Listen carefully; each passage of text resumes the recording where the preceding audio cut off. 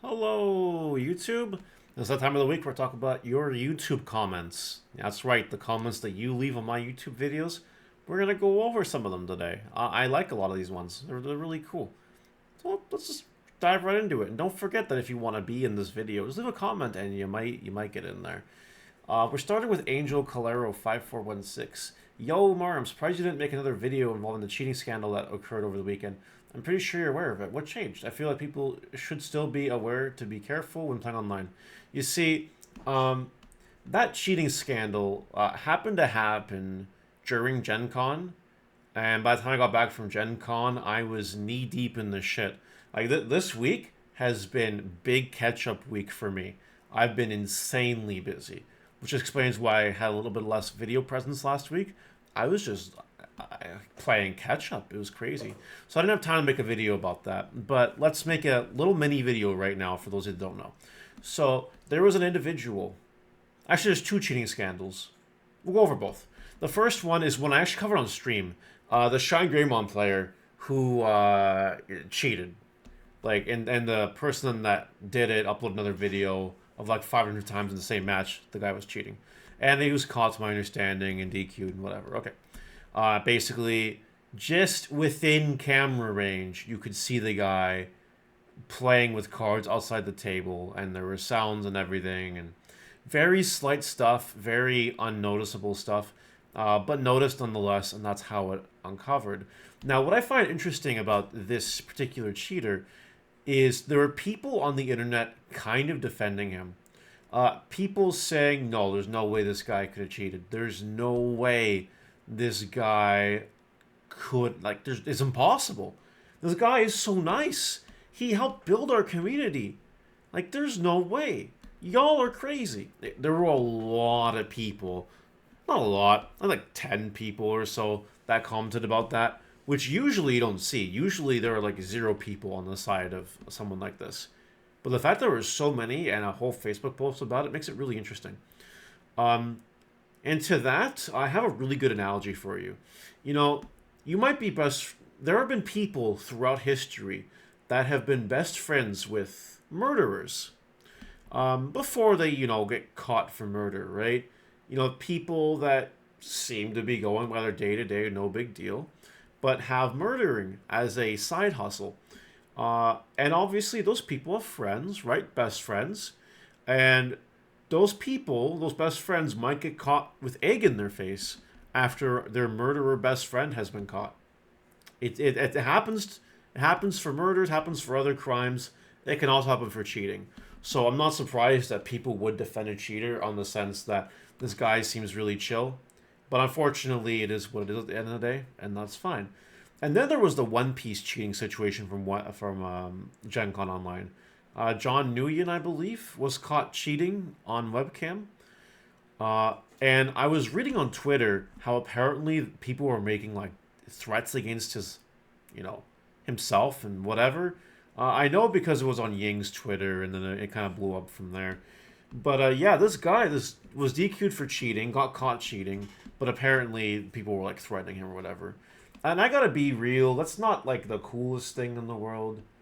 I mean, just because person makes a shitty decision in one facet of their life doesn't mean like they're like deserving to be shot. You know what I mean? I don't know if that's the extent of that, but it's a children's card game. Yes, the person cheated. Yes, the person should be penalized appropriately. But being penalized appropriately does not include death threats or, threats to your safety or whatever like that, So there were two of those things over the Gen Con weekend. I just had no time to make videos. I wanted to make a video about it, but literally I just, no. There is no time I could. So, yeah, consider that your little recap, so to speak. And we'll talk about more on Twitch if you guys want to.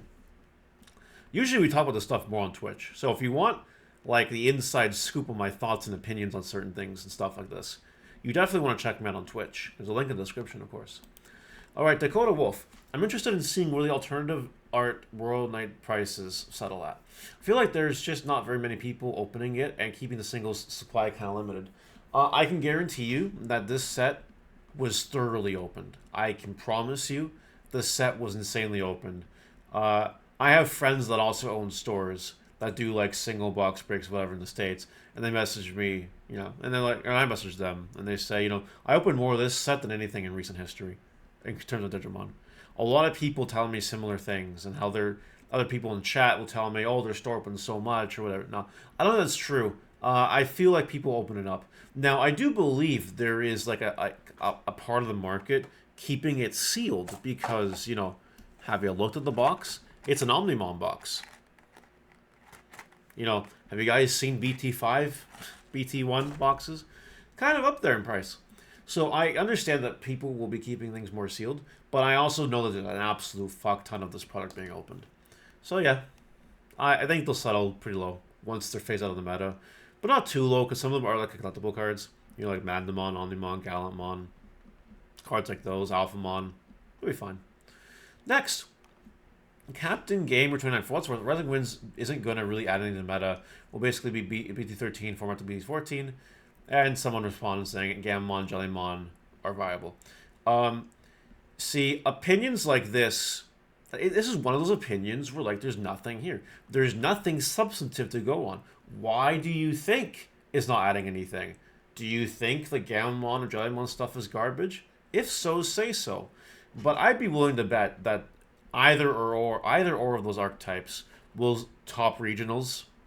And true, it might not bend the meta out of shape or anything, but there'll be new viable decks people have to take accounting for. If you are playing in a regional, right, and you only go in BT30 mindset, and then in October, someone with a Gammon deck comes out of nowhere and, like, messes you up, that's on you. You know what I mean?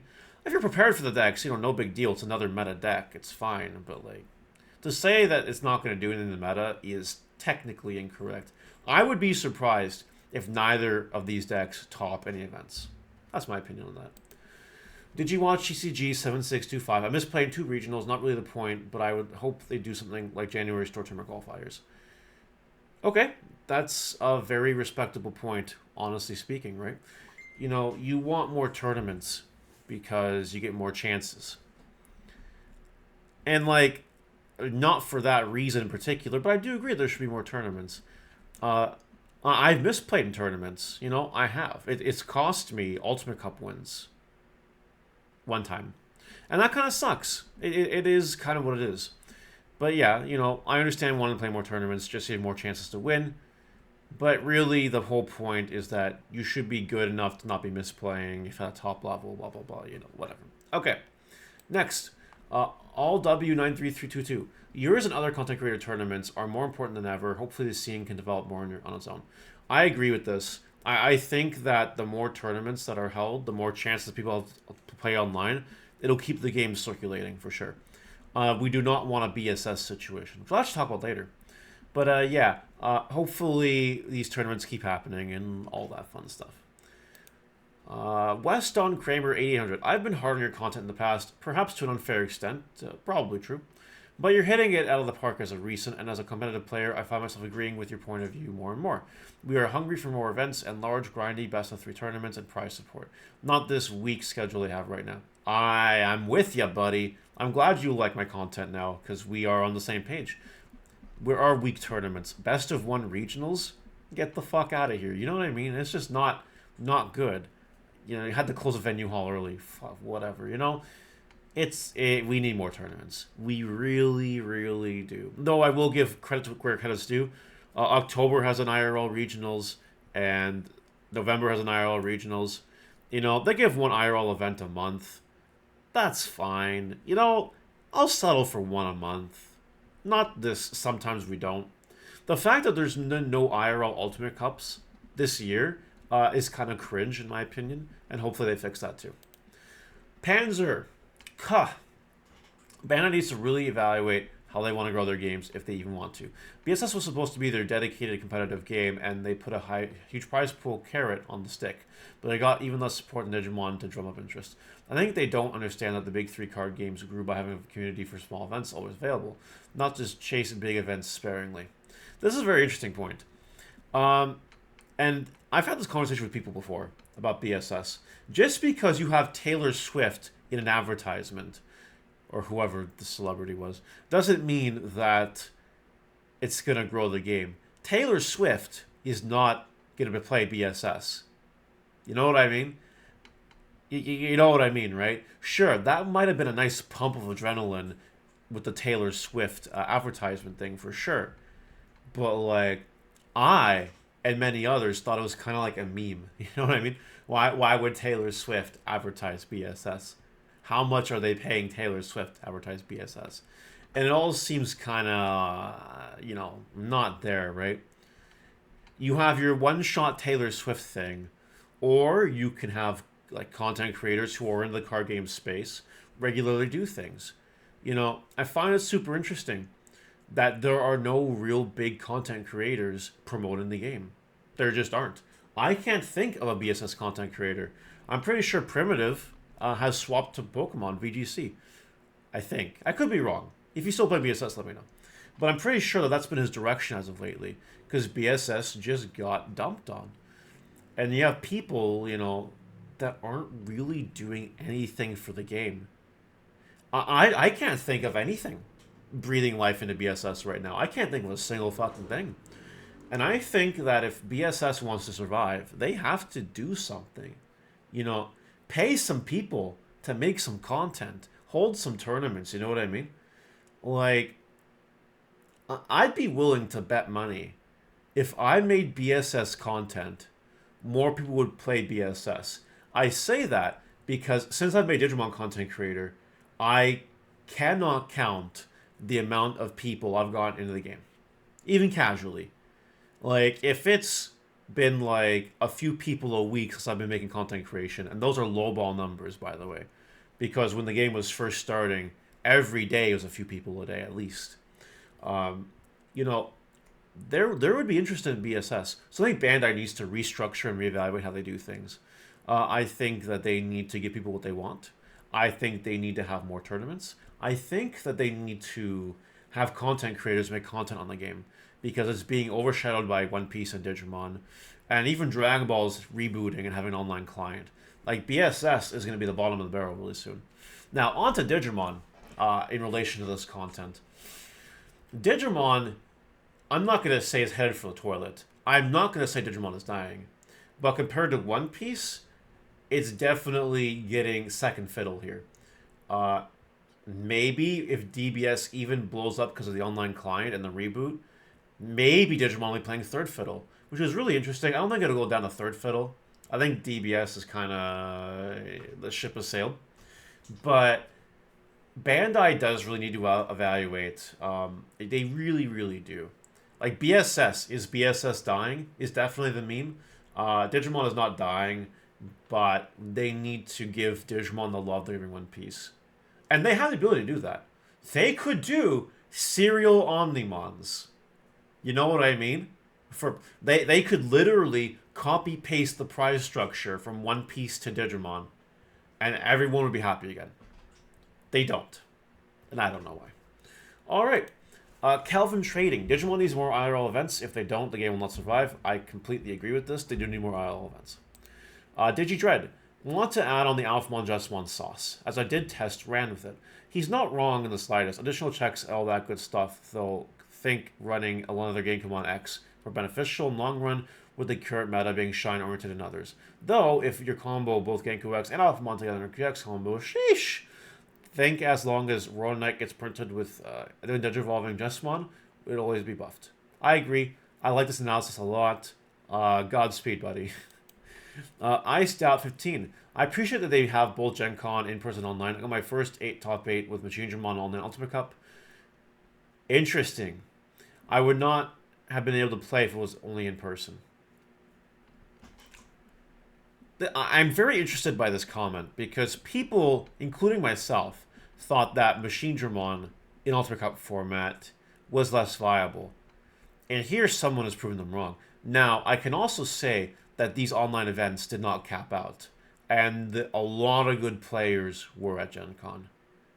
I'm not diminishing this guy's top. I would love it if Machinedramon's tops the Ultimate Cup events again. That would be really cool with Analog Mana 1. It would show the deck has some legs. Time will tell, though. Time will definitely tell. Panzer was so good, he got a second comment in this video. Waking the Dragon's Art can be summed up in 3 words for me. Draw a monster cardo. And if you guys know that reference, you know. Noah says Doberman X and EX5, which is why the price is going up. That would explain why Doberman Alt Art's going up. I agree with that completely. I've not been paying attention to the EX5 cards. A lot of them seem really mid. The Golemon line is nuts, though. So that's something. Danny G. Been testing Gizstar for about 2 weeks, and it's solid. It's fun, and here's a spicy tech for y'all. Run Porcupine Blocker and Fastco Blocker in defense. Run Gaku Promote and EX4 Guilmon for offense. No matter what you have, when you nail bone, you go full defense, or mix and match rookie champ for both. I like this idea a lot, and maybe I will test it if I have time. I probably don't, because Ultimate Cup is actually really soon, but it is fun, for sure. The last comment today, Aries did stuff. Aries added stuff. Kantoris probably went up because of Mitamon in other Kudamon line. Digimon EX5. Mitamon is like Venusmon shutting down the opponent with Sec -2.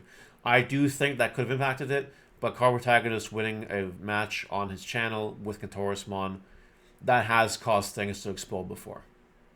But I won't disagree with this either. That's it for this week's comment review. Let me know what you guys think in the section below. I will see you guys later. Bye!